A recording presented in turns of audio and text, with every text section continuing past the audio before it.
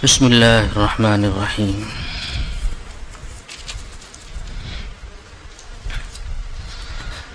نحمده ونصلي على رسوله الكريم. أما بعد، قال الله عز وجل: واعبد ربك حتى يأتيك اليقين. وقال تعالى: واذكر اسم ربك وتبتل إليه تبتيلا، أي انقطع إليه. وقال تعالى: فمن يعمل مثقال ذرة خيرا يره ومن يعمل مثقال ذرة شرا يره. صدق الله مولانا العظيم.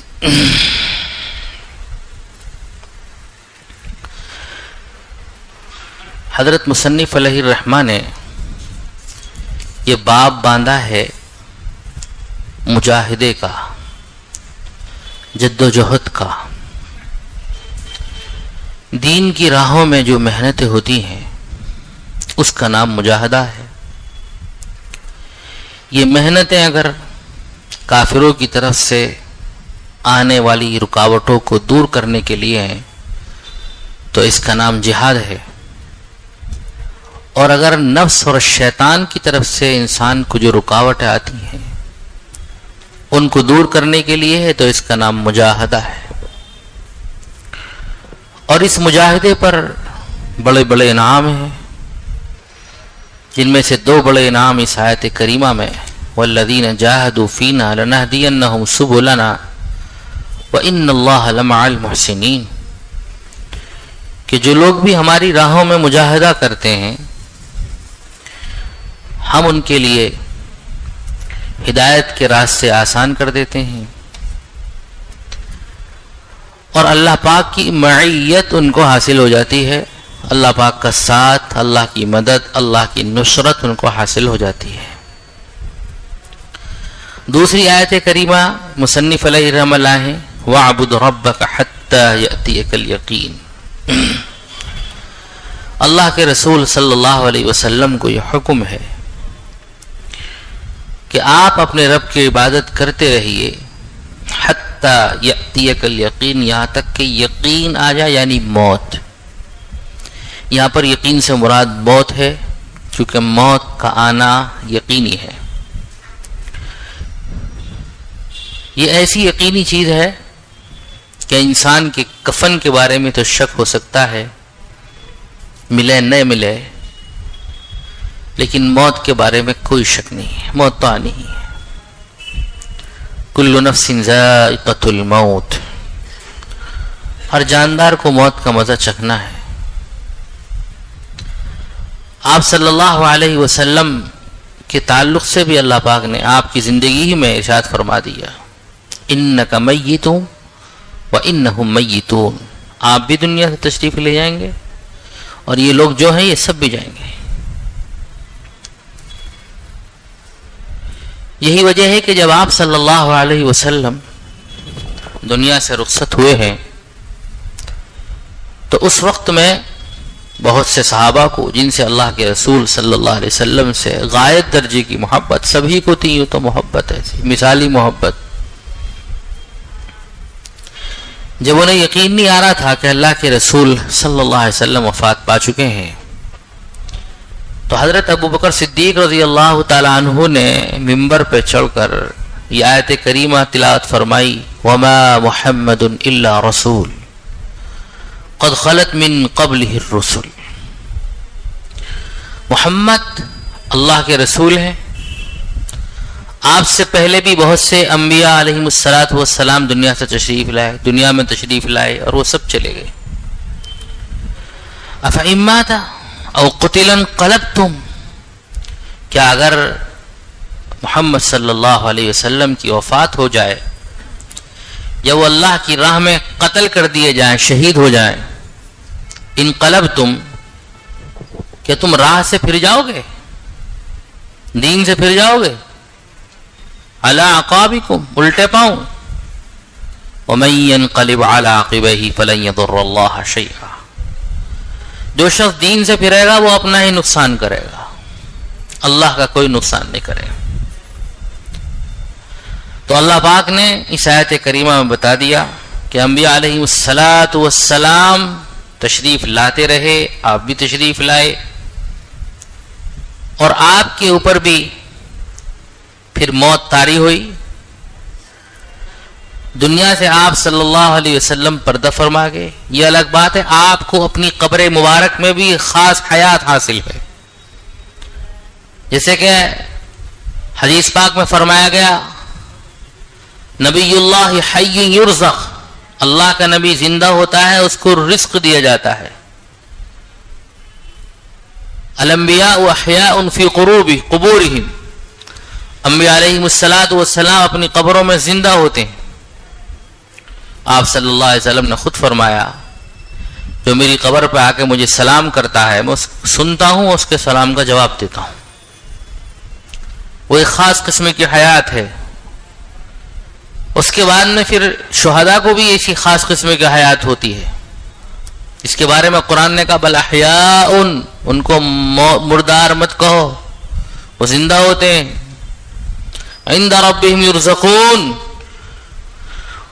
ان کو اپنے رب کی طرف سے روزی دی جاتی ہے، رزق ملتا ہے۔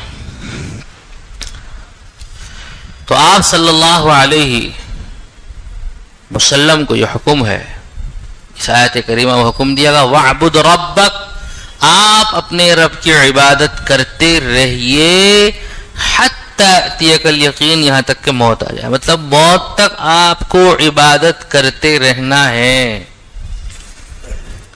اس میں آپ کو پہلو تہینی کرنی ہے۔ حضور پاک صلی اللہ علیہ وسلم کو یہ حکم ہے، جس طریقے سے حضرت عیسیٰ علیہ السلام کا قول مذکور ہے قرآن پاک میں، اوصانی بالصلاة والزکاة ما دمت حیا، کہ مجھے اللہ نے حکم دیا ہے نماز قائم کرنے کا، زکوٰۃ کا، ما دمت حیا، جب تک بھی میرے اندر زندگی رہے، جب تک میں جیتا رہوں، موت تک مجھے یہ حکم ادا کرتے رہنا ہے، نماز بھی پڑھنی ہے، زکوٰۃ بھی دینی ہے۔ اسی طرح آپ صلی اللہ علیہ وسلم کو بھی یہ حکم ہے کہ آپ کو موت تک رب کی عبادت کرتے رہنا ہے۔ ایک موقع پر اللہ کے رسول صلی اللہ علیہ وسلم نے ارشاد فرمایا کہ مجھے اللہ نے مال جمع کرنے کا حکم نہیں دیا اور نہ تاجر بننے کا حکم دیا، بلکہ اللہ پاک نے مجھے حکم دیا وَسَبِّحْ بِحَمْدِ رَبِّكَ وَكُن مِّنَ السَّاجِدِينَ وَاعْبُدْ رَبَّكَ حَتَّى يَأْتِيَكَ الْيَقِينُ، اپنے رب کی تسبیح اور پاکی بیان کرتے رہو، سجدے کرتے رہو، اپنے رب کی عبادت کرتے رہو حَتَّى يَأْتِيَكَ الْيَقِينُ، یہاں تک کہ آپ کو موت آ جائے۔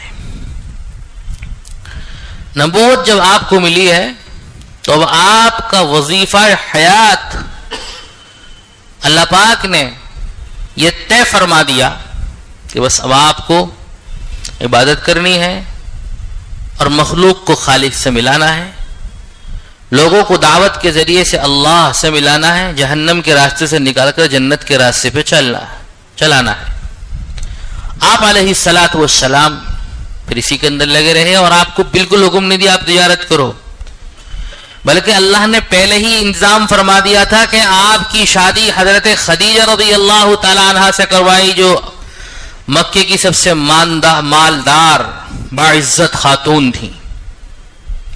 شادی ہونے کے بعد انہوں نے خود کہہ دیا کہ آپ بے فکر رہیے، میرا سارا مال آپ کا مال ہے، اس طرف سے آپ بے فکر رہیے، آپ اللہ کی عبادت کیجئے، جو حکم رب کی طرف سے ملا ہے آپ اسے کرتے رہیے، اس کی طرف سے آپ بے فکر رہیے۔ یہ اللہ کی طرف سے ایک انتظام تھا، اور پھر آگے اللہ پاک انتظام فرماتے رہے۔ جو لوگ اللہ کی راہوں میں لگتے ہیں اللہ پاک ان کی روزی اپنے ذمے لیتے ہیں، اور نبیوں کو بطور خاص یہ حکم دیا جاتا ہے کہ آپ مخلوق سے سوال نہیں کریں گے، اور ہر رسول نے جب جب دعوت دی ہے تو دعوت کے ساتھ ساتھ یہ نعرہ بھی لگایا لا اسألکم علیہ اجرا، مجھے اس پر کوئی معاوضہ نہیں چاہیے، ان اجری الا علی اللہ، مجھے اپنے اللہ سے اجر چاہیے۔ میرا اجر میرے اللہ کے ذمہ ہے. چنانچہ اللہ پاک نے ان کی روزی کا نظام فرمایا اور ایسا نظام فرمایا کہ یوسف علیہ السلام کو کنعان کے کنویں سے نکال کر مصر کا بادشاہ بنا دیا. حضرت موسیٰ علیہ السلام بکریاں چرا رہے ہیں, کھانا بدوش ہیں, کچھ نہیں ہے ان کے پاس میں. حضرت شعیب علیہ السلام کے ذریعے سے پہلے ٹھکانہ دلوایا اور پھر جب وہاں بکریاں چرانے کے بعد اپنی اہلیہ محترمہ حضرت صفورہ رضی اللہ عنہا کو لے کر چلے ہیں اور نبوت سے سرفراز فرمایا اللہ پاک نے, تو بنی اسرائیل کی پہلے سرداری عطا فرمائی اور اس کے بعد میں پھر اللہ تعالیٰ نے بنی اسرائیل کا حاکم بھی بنا دیا. رسول اللہ صلی اللہ علیہ وسلم یتیم تھے, در یتیم, سب جانتے ہیں. نہ والد ہیں نہ والدہ ہیں. دادا جان نے پرورش کی ہے 8 سال کی عمر میں, وہ بھی چلے گئے. چچا نے پرورش کی ہے 10-11 سال کی عمر ہی کیا ہوتی ہے, لیکن حضور پاک صلی اللہ علیہ وسلم نے محسوس فرما لیا کہ چچا جان پہ بوجھ بہت ہے, تو بکریاں چرانے لگے. بکریاں چرائی آپ نے. چچا جان تجارت کو جا رہے ہیں تو ہاتھ بٹانے کے لیے خود بھی جا رہے ہیں. چچا جان کوئی کام کر رہے ہیں تو ہاتھ بٹانے کے لیے خود بھی کام کر رہے ہیں کہ چچا پہ بوجھ محسوس نہ ہو میری پرورش کا. لیکن پھر ایک وہ وقت آیا کہ اللہ پاک نے سب سے پہلے حضرت خدیجہ رضی اللہ تعالی عنہ کے ذریعے سے آپ کو مستغنی کیا, بے نیاز بنایا. ورنہ بہت مشکل تھا کہ ایک ایسے نوجوان ہیں جن کے پاس کچھ بھی نہیں ہے, جو یتیم ہے بچپن سے, مکے کی اتنی با اثر خاتون کیسے ان سے نکاح کر رہی ہے. اللہ کا ایک نظام ہے, اللہ نے ایک نظام بنایا. پھر اس کے بعد میں وہ وقت بھی آیا کہ مدینے کی ریاست اللہ پاک نے آپ کے ذریعے سے اس کا قیام فرمایا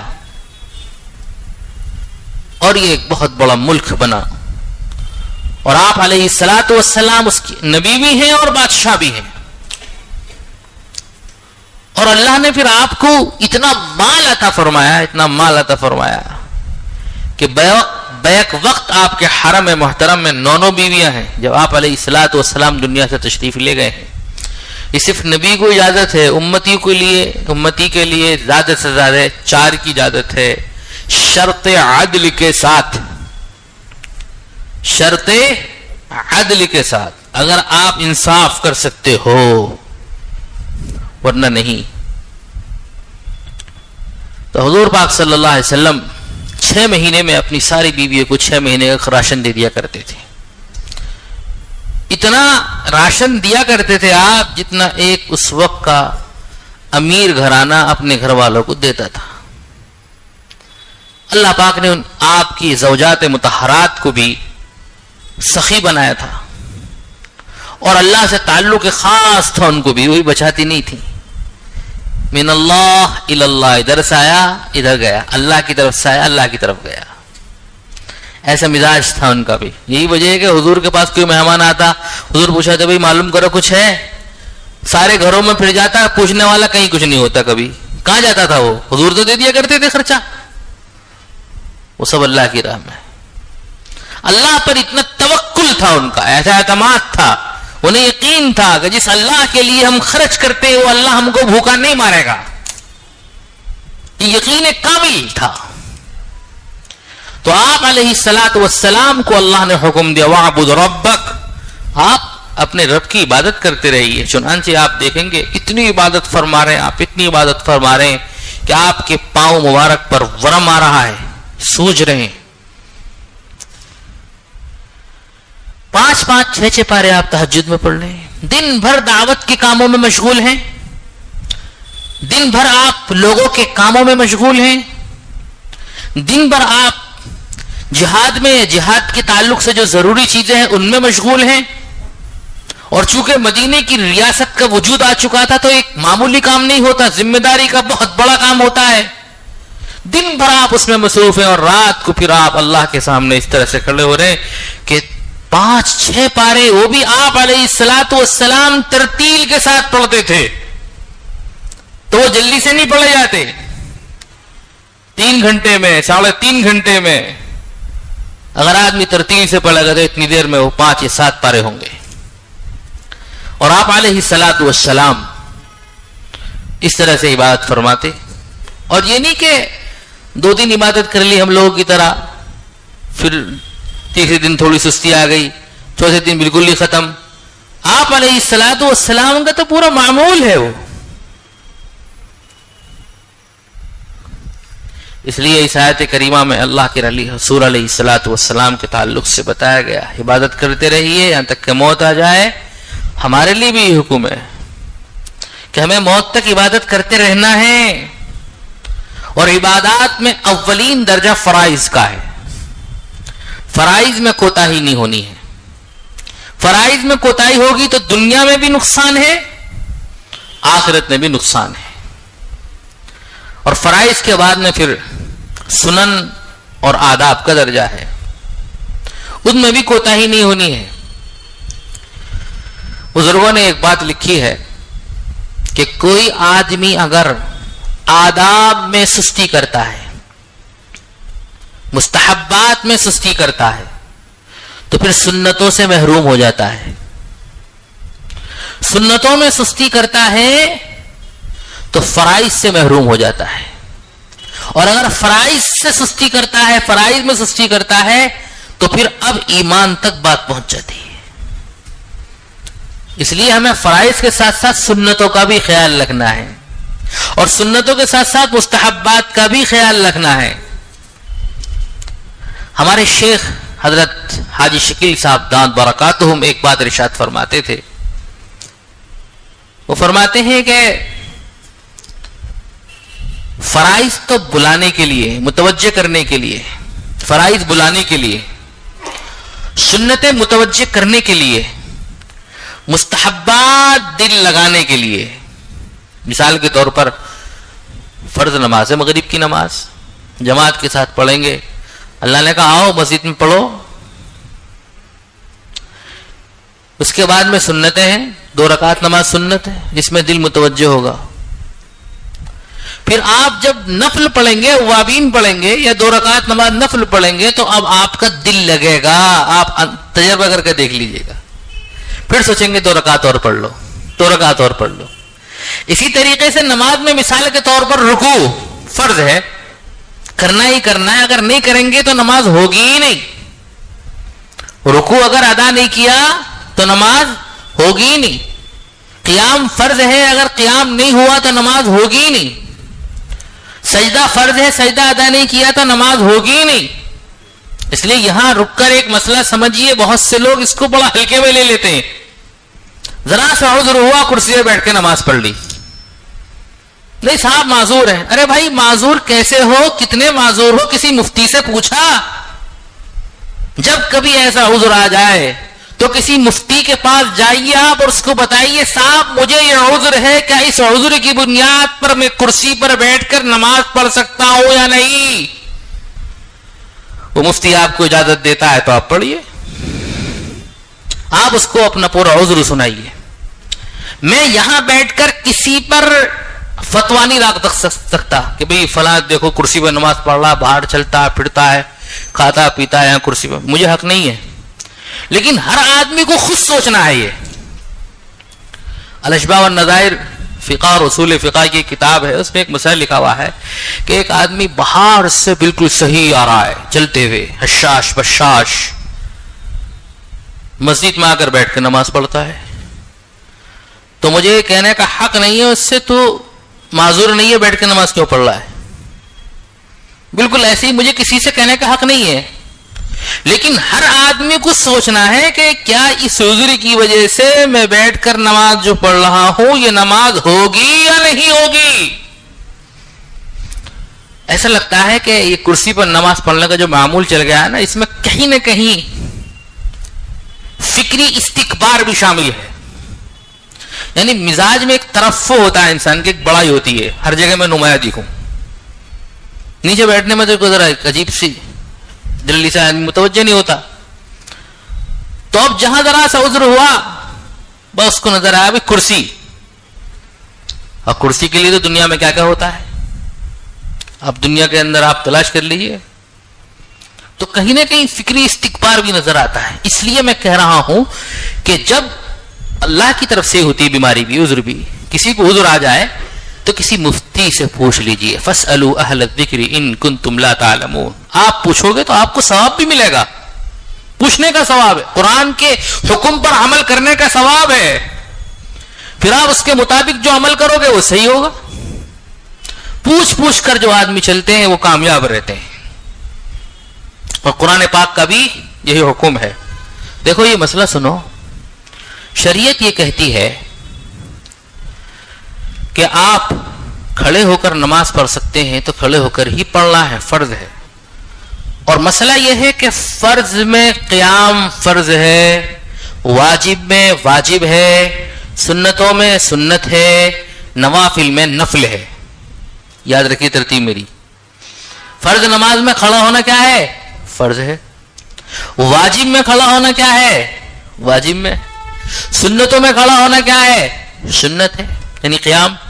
اور نوافل میں قیام کیا ہے، نوافل ہے. نوافل میں گنجائش آپ بیٹھ کے پڑھ لیجئے. آپ علیہ الصلوۃ والسلام عشاء کے بعد میں، وتر کے بعد میں 2 رکعت جو آپ سے ثابت ہے وہ بیٹھ کر ثابت ہے، ہم لوگ بھی بیٹھ کر پڑھ سکتے ہیں. بس یہ ہے کہ کھڑے ہونے کے مقابلے میں بیٹھنے کا ثواب آدھا ہوتا ہے، لیکن جائز ہے، گنجائش ہے شریعت میں، کوئی ممانعت نہیں ہے.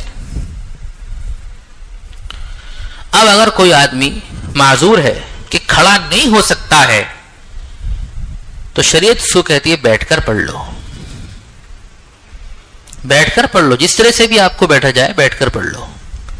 اگر آپ 2 زانو ہو کر نہیں بیٹھ سکتے، 4 زانو ہو کر بیٹھیے، اگر بیٹھ کر پڑھنا ہے آپ کو، یہ دوسرا درجہ ہے.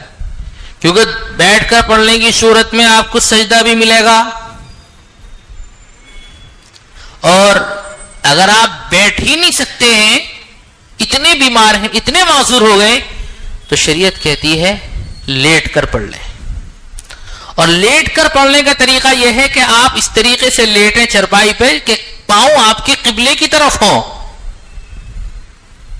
اور سر کے نیچے کوئی تکیہ وغیرہ رکھ لیں تاکہ سر آپ کا اٹھ کر قبلے کی طرف ہو جائے. سمجھ گئے بات؟ تو پاؤں قبلے کی طرف کرنا مقصود نہیں ہے، اصل آپ کا چہرہ قبلے کی طرف ہونا مقصود ہے. موت سے پہلے جب موت آ رہی ہو اس وقت بھی یہی حکم ہے کہ آدمی کو اس طریقے سے لٹایا جائے کہ اس کا چہرہ قبلے کی طرف ہو. اور اس کی صورت یہی ہوتی ہے آسان کہ پاؤں قبلے کی طرف کرو، پیچھے کچھ تکیہ وغیرہ رکھ دو تاکہ چہرہ کس طرف ہو، قبلے کی طرف ہو. اور جیسے ہی وفات ہو جائے، موت آ جائے، جیسے ہی فوراً ہی چینج کر دو، اب ٹھیک نہیں ہے پاؤں قبلے کی طرف ہونا. تو اسی طریقے سے تیسرا درجہ یہ ہے کہ آپ لیٹ کر نماز پڑھیں گے، منہ آپ کے قبلے کی طرف ہوگا. کرسی پر جو بیٹھنا ہے نا، یہ لیٹنے والے کے لیے ہے. یہ نماز میں کرسی پر جو بیٹھنا ہے کس کے لیے ہے، یہ لیٹنے والے کے لیے ہے. آدمی بیٹھ کے نمازیں نہیں پڑھ سکتا ہے نیچے. اس لیے اللہ کے بندو، جو حضرات بھی معذور ہیں وہ یہ غور کریں کہ ہم بیٹھ کر پڑھ سکتے ہیں نہیں پڑھ سکتے. سجدے جیسی عظیم نعمت سے بندہ محروم ہو رہا ہے، یہ بہت بڑا نقصان ہے، بہت بڑا نقصان. حضرت مولانا رشید احمد گنگوہی رحمۃ اللہ علیہ، آخری زمانے میں ان کی آنکھ کا آپریشن ہوا. شروع میں تو آپریشن کو اس لیے منع کرتے رہے کہ بھئی ڈاکٹر کہتا تھا کچھ نمازیں آپ کو سجدے کے ساتھ نہیں پڑھنی ہے. حضرت نے فرمایا ایک نماز بھی ایسی گوارا نہیں ہے، ایک نماز بھی ایسی گوارا نہیں ہے. اور آپ نے کوئی ایک نماز بھی ایسی نہیں پڑھی، بلکہ ہاں یہی ہے کہ آپ آخر تک آپ نے آپریشن نہیں کرایا، اسی طرح سے دنیا سے تشریف لے گئے. آپ آپریشن ہو کر بینائی آ سکتی تھی، لیکن ڈاکٹر اس وقت کے حکیم کہتے تھے کہ کچھ دن آپ کو نماز ایسی پڑھنی پڑے گی کہ سجدہ نہیں کرنا پڑے گا. آپ نے کہا ایک نماز بھی ایسی گوارا نہیں. اللہ، زندگی بھر تک ان حضرات کو نابینا رہ کر زندگی گزارنا منظور تھا، لیکن ایک نماز بغیر سجدے کے پڑھنا منظور نہیں تھا. یہ عشق الہی ہے. حضرت عبداللہ ابن عباس رضی اللہ تعالیٰ عنہ کی بھی آنکھ کا آخر میں آپریشن ہو رہا تھا. تو ڈاکٹر نے ان کو بھی کہا حضرت آپ کو ذرا احتیاط کرنی ہے. انہوں نے منع کر دیا, ایسا نہیں کر سکتا میں, کیا کچھ بھی ہو جائے. خیر یہ بڑوں کی باتیں ہیں. شریعت اگرچہ اجازت دیتی ہے کہ ایسی صورت میں ہم احتیاط کر لیں گے, لیکن جب تک عذر نہیں ہے, معمولی عذر کی بنیاد پر سجدہ جیسی عظیم نعمت کو نہیں چھوڑنا, نہیں چھوڑنا. آپ کھڑے نہیں ہو سکتے ہیں, بیٹھ کر نماز پڑھ لیجیے. اب بیٹھ بھی نہیں سکتے ہیں, یا بیٹھ کر کبھی ایسا ہوتا ہے سجدہ کرنے میں پریشانی ہوتی ہے اور سجدہ کرنے چلے جاتے تو آدمی کو بے انتہا شدید درد ہوتا ہے, اٹھا نہیں جاتا ہے, تو پھر آپ کے لیے آپ کرسی پر نماز پڑھ لیں, کرسی پر نماز پڑھ لیں آپ. اور کرسی پر نماز پڑھنے کا بھی طریقہ ہے, وہ بھی کسی سے سیکھ لیا جائے. بعض لوگ کرسی پر نماز پڑھتے, جیسی والی ہے نا کرسی, اسی پر اسی ٹیک لگا کے بیٹھے ہوئے ہیں. یہ تو کوئی نماز نہ ہوئی. اسی ٹیک لگانے کی صورت میں اگر آپ کو نیند آ گئی تو سقط الوضو, وضو گیا, وضو ختم. میں جمعے میں دیکھتا ہوں بعض مرتبہ بہت سے حضرات کو بہت شاندار نیند لیتے ہیں ٹیک لگا کے. اب کیسے کہیں ان کو, خطبے میں سکینہ نازل ہوتا ہے, رحمت کا نزول ہوتا ہے, اور اس کے بعد نماز پڑھ لیتے ہیں. تو اس پہ غور کرنا, اگر اس طریقے سے ٹیک لگانے سے ہم سو گئے تو ہمارا تو وضو ہی گیا. جب وضو گیا تو نماز کہاں رہی؟ تو اس لیے اس طریقے سے آپ بہت بشاشت کے ساتھ نماز پڑھیں, اور جب رکوع کریں تو تھوڑا جھک جائیں. وہیں ہاتھ کو آگے کرنے کی ضرورت نہیں, ہاتھ یہیں رہے گا, ہاتھ یہیں رہے گا. اور سجدہ کریں گے تو تھوڑا اور زیادہ جھک جائیں گے بس. اور بہتر ہے کہ یہ کرسی جب آپ کسی صف کے درمیان رکھیں نا, تو آپ کے جو کمر کا حصہ ہے وہ ان کے ٹانگ کے مقابل ہونا چاہیے. اس سے صفیں درست رہتی ہیں. آپ اگر اپنا پیر وہاں رکھنے کی کوشش کریں گے تو پیچھے والے کو پریشانی ہو جائے گی, آگے والے کو پریشانی ہو جائے گی. اس طریقے سے آپ نماز پڑھیں. لیکن پھر بھی کسی ایک مفتی کے پاس جا کے اپنا عذر بتا کے ضرور پوچھ لیں. تو اللہ پاک نے حضور پاک صلی اللہ علیہ وسلم کو حکم فرمایا وَاعْبُدْ رَبَّكَ حَتَّى يَأْتِيَكَ الْيَقِينُ. یہ حکم ہمیں بھی ہے, موت تک عبادت کرنی ہے, کرتے کرتے مرنا, مرتے مرتے کرنا. یاد رہے گی بات, یہ کرتے کرتے مرنا, مرتے مرتے کرنا. اللہ ہم سب کو عمل کی توفیق نصیب فرمائے. وآخر دعوانا الحمدللہ رب العالمین. الحمد لله رب العالمين والصلاة والسلام على سيد الأنبياء المرسلين محمد وعلى آله وصحبه أجمعين. ربنا آتنا في الدنيا حسنة وفي الآخرة حسنة وقنا عذاب النار. اللهم إن قلوبنا ونواصينا وجوارحنا بيدك لم تملكنا منها شيئا, فإذا فعلت بنا ذلك فكن أنت ولينا واهدنا إلى سواء السبيل. يا مقلب القلوب ثبت قلوبنا على دينك. يا مصرف القلوب صرف قلوبنا على طاعتك. رب اغفر وارحم وأنت خير الراحمين.